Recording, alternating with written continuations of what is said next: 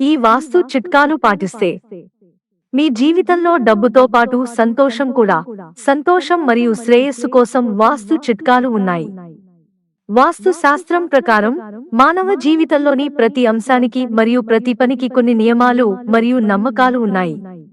వీటిని పాటించి జీవితంలో అమలు చేస్తే జీవితం తేలికగా, ఆనందంగా సాగుతుందని అంటారు.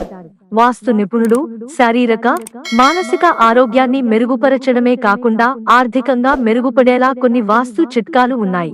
ఈ విశ్వాసాలలో ఒకటి ఏమిటంటే, ఒకరి ఆస్తులలో కొంత భాగాన్ని ఇతరులు ఉపయోగించకూడదని. ఇతరుల బట్టలు ధరించడం, ఇతరుల దుస్తులు ధరించడం వల్ల వ్యక్తిత్వం మెరుగుపడదు, ఆరోగ్యానికి కూడా మంచిది కాదు. ఇతరులు వేసుకునే బట్టలు వేసుకుంటే చర్మ సంబంధిత వ్యాధులు రావచ్చు. ఇతరుల రుమాలు ఉపయోగించడం, ప్రతి వ్యక్తి యొక్క రుమాలు శుభ్రతకు చిహ్నం. అందువల్ల మరొకరు ఉపయోగించే రుమాలు ఉపయోగించకూడదు.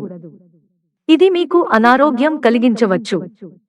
వాస్తుశాస్త్రం ప్రకారం వేరొకరి చేతి రుమాలు తన చేతితో ఉంచుకోవడం వివాదానికి దారి తీస్తుంది. కలాంను ఇతరులు ఉపయోగించడం, కలాంను సరస్వతీ దేవికి చిహ్నంగా భావిస్తారు.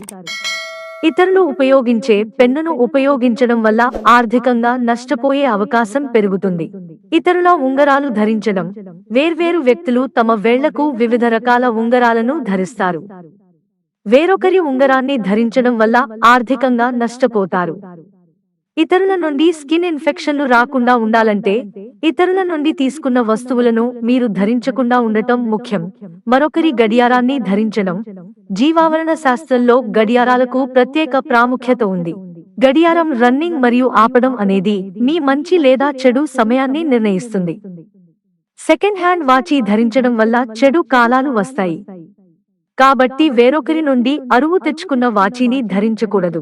మిత్రులారా, ఛానల్ సబ్స్క్రైబ్ చేసుకోవడం మర్చిపోకండి. ధన్యవాదాలు.